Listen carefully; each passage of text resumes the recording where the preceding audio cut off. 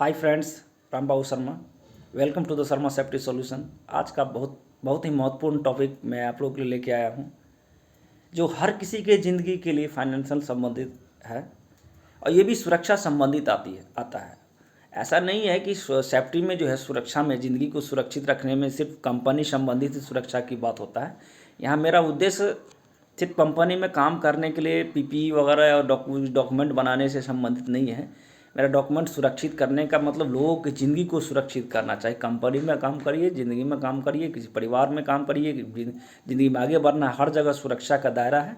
उसको समझने की कोशिश करिए। इस चैनल को बनाने का उद्देश्य मेरा यही दोस्तों, मेरा जितना प्रयास है लोगों को अवेयर करने का। तो आज जानते हैं 3S, है ना। 3S क्या है, ये 3S कहाँ से आया है, ये सब जितना चीज़ मैं बता रहा हूँ फाइनेंशियल बुक पढ़ के मैं बता रहा हूँ। मैं मेरा कोई पर्सनल एडवाइस नहीं है, बस मैं उसमें काम किया हूँ और जो मेरा अनुभव है उनको मैं शेयर करने के लिए इस वीडियो के थ्रू और लोगों को जागरूक करने का मेरा प्रयास है। और अगर वीडियो अच्छा लगता है तो लाइक कमेंट शेयर करते रहिए और चैनल पर पहली बार जरूर सब्सक्राइब करिए, जिससे और अगला वीडियो आपको नोटिफिकेशन के रूप में आपको जितना मैं नया नया वीडियो बनाऊँ तो आपके टाइम को बचाया जा सके और आपका बहुमूल्य समय देते रहिए और सीखते रहिए इस चैनल पे। तो आइए 3S क्या होता है। 3S मतलब क्या, 3S हर किसी के ज़िंदगी में आता है। तो पहला ऐसा फर्स्ट ऐसा इसका मतलब होता है सेविंग, बचत हमारा भारतीय खानदान में सब किसी के पास रहता है। बचत करना ही हर एक जीव में पाया जाता है, ठीक है। तो इसको कितना परसेंट करना है। 3S का मतलब, फर्स्ट S का मतलब है सेविंग माने बचत। सेकेंड S का मतलब क्या है, स्पेंडिंग माने खर्चा। पहला बचत करना, सेविंग, दूसरा स्पेंडिंग। सेकेंड एस का मतलब होगा सेविंग के बाद स्पेंडिंग मैंने खर्चा करना, एक्सपेंड करना। तीसरा एस का मतलब, थर्ड एस का मतलब है आपका शेयर परचेज, है ना। Share purchase in your any company, जो अच्छी कंपनी है उसमें शेयर खरीदना। तो 3S का यही मतलब है। 3S का 3S हमारे ज़िंदगी में और सभी के ज़िंदगी में बहुत ही ज़्यादा जरूरी है। तो कितना करना चाहिए, शेविंग आपका 10 से 20% per month as per your income. जितना आपका सैलरी पर महीना आता है उसके हिसाब से 10 से 20% आपका हर महीना डिपॉजिट करना चाहिए, रखना चाहिए, ठीक है। और स्पेंडिंग, खर्चा भी तो हमारा लाइफ स्टाइल को, जो ब्रेड बटर रोटी ड्रेस कपड़ा कुछ करने के लिए, डेली फैमिली को चलाने के लिए सब खर्चा भी तो होता है। राशन पानी लाने के लिए तो खर्चा कितना आपका 50% करिए, 50% करिए, तो आपका 50% कितना होगा, 70% उधर हो गया। 10 से 20% करते हैं सेविंग में और 50% आप करते हैं, खर्चा करते हैं, तो कितना होगा, 70% हो गया। और 30% जो बटा वो इन्वेस्ट करिए, लगाइए, पैसा बढ़ाने में लगाइए। सेविंग में बढ़ता नहीं है, स्पेंडिंग में बढ़ता नहीं, पैसा जाता है।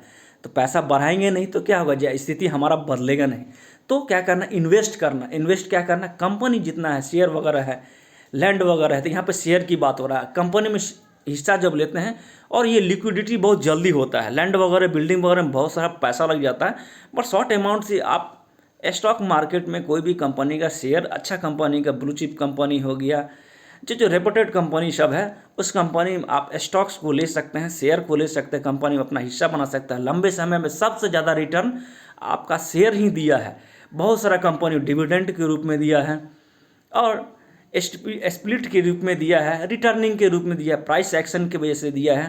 तो अच्छे कंपनी में लगाना ही से सबसे ज़्यादा रिटर्निंग, सबसे बेस्ट। और लिक्विडिटी जो है, पैसे को तुरंत कन्वर्ट कर सकते हैं। अगर लैंड वगैरह में फंसाते हैं, कुछ और दुकान वगैरह लेते हैं, बिल्डिंग लेते हैं, तो सबसे ज़्यादा चेंज नहीं कर सकता क्लाइंट, अब कस्टमर मिलता नहीं है, बहुत ज़्यादा पैसा भी लगता है। पर इसमें थोड़ा थोड़ा कंट्रीब्यूशन शेयर को परचेज करने में कर सकते हैं। कोई भी कंपनी का 100 रुपये से स्टार्ट है, 100 रुपये से 500 रुपया, 500 रुपये, 1000 रुपये, जो आपका मंथली हिसाब से आप बचाना चाहते हैं, 30% के हिसाब से जो आपका है उस हिसाब से बचाते हैं, तो ये 100% कवर करता है। और ये लंबे समय में कंपाउंडिंग होने के बाद जो है शेयर में, है ना, पैसा ब्याज पे ब्याज बढ़ते बढ़ते, क्योंकि बाहर जो आप लगाइएगा बैंक वगैरह में एफडी में 6% है और 8% मार्केट रेट है, उससे ज़्यादा नहीं है। बट आपको रिच बनना है, बहुत ज़्यादा पैसा का फाइनेंशियल फ्री करना है, तो इसके लिए आप स्टॉक मार्केट में सबसे ज़्यादा, दुनिया का सबसे ज़्यादा अमीर बनते हैं। बस थोड़ा सा रिस्क है, स्टॉक को गलत सिलेक्शन होने से पैसा डूबने का भी चांस रहता है।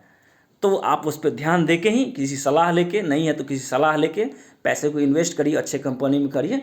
और बहुत ज़्यादा रिटर्न के चक्कर में नहीं रहिए तो पैसा आपका डूब भी जाता है। तो जहाँ ज़्यादा रिटर्न है, कहावत है ना, सबसे ज़्यादा पैसे का खजाना आपका स्टॉक मार्केट ही है, और करोड़ों करोड़ों लोग कमाते हैं, मंथली भी कमाते हैं और गंवाते भी हैं। तो कमाने वाले में बनिए, तो उसके लिए जानकारी लेके करिए, नहीं है तो एक्सपर्ट से सलाह लीजिए। और उस पर ऑनलाइन कर सकते हैं, ऑफलाइन कर सकते हैं, और आजकल का तो सिस्टम बहुत सारा अच्छा चीज़ आ गया है, जो जांच करके ही करिए। और अपने ज़िंदगी को फाइनेंशियल फ्री, पैसे से फ्री, पैसे की तंगी से दूर करते रहिए। और अक्सर देखा गया है ये रिच बनने में 5 से 10 साल का एवरेज लगता है। ऑटोमेटिक मिलियनर बुक से देखिए, है ना, फायर बुक से देखिए, बहुत सारे जो वर्ल्ड का फेमस बुक सब है उसके थ्रू बताया गया है कि आप जो रिच बनना चाहते हैं पैसे के तंगी से 5 से 10 साल में हो जा सकता है। ऐसा कुछ नहीं है कि 60 साल तक आपको रिच बनने की ज़रूरत है, बट उसके जो ट्रिक्स है, जो मिलियनर लोग बने हैं उसके बेस पे आप करिए, कॉपी करिएगा, उसका हैबिट को कॉपी करिएगा। जैसे कर रहे हैं तो ऑटोमेटिक उस पर काम आ जाएगा। सिर्फ जॉब पकड़ने से भी अमीर नहीं होता। हाँ, जॉब करते हुए भी कर सकते हैं, बट उसमें लंबे समय में लगता है। बट साइड से इन्वेस्टमेंट करते हैं, सिर्फ सेविंग करते हैं, एफडी करते हैं, तो कभी आज तक ना हुआ है, ना जॉब से हुआ है, ना होगा। यही सच्चाई है। इन्वेस्ट करने के लिए रिस्क लेना पड़ता है, मनी का रिस्क लेना पड़ता है। जो सच्चाई है, जो सबसे ज़्यादा प्रॉपर्टी में आपके पास है तो लगाइए, बट उसमें भी रिस्क से पैसा हर जगह नहीं बढ़ता, फिर वहाँ भी वही गेम है। ठीक है, स्टॉक मार्केट है, स्टॉक मार्केट है, इक्विटी मार्केट है, सबसे ज़्यादा देख के कर सकते हैं, जानकारी लेके कर सकते हैं। और एक कहावत आपका है ना, share is the best option to getting rich in the life below retired age. 60 से 65 साल का रिटायर्ड एज से है, तो शेयर ही एक ऐसा है जो कम उम्र में आपका 60 से या 65 साल से पहले आपको रिच बना सकता है, फाइनल से फ्री हो सकते हैं। पैसा कमाने का क्या मतलब 60 से 65 साल, इसका मतलब फाइनल से फ्री नहीं हो पाता, इसकी वजह से कमाते लोग रहता है, तो अलग ऑप्शन आपको लेना पड़ेगा। सेकंड है becoming rich in average year from 5 to 10 years as per record data. हम जितना आपको डाटा बता रहे हैं, ये सब बुक के अब वर्ल्ड फेमस बुक सब है, उसमें बताया गया और लोग अमीर बने हैं, उसके बेस से ये मैं बता रहा हूँ। तो इस वीडियो को लाइक शेयर कमेंट करते रहिए, चैनल पर पहली बार जरूर सब्सक्राइब करिए। थैंक यू वेरी मच दोस्तों।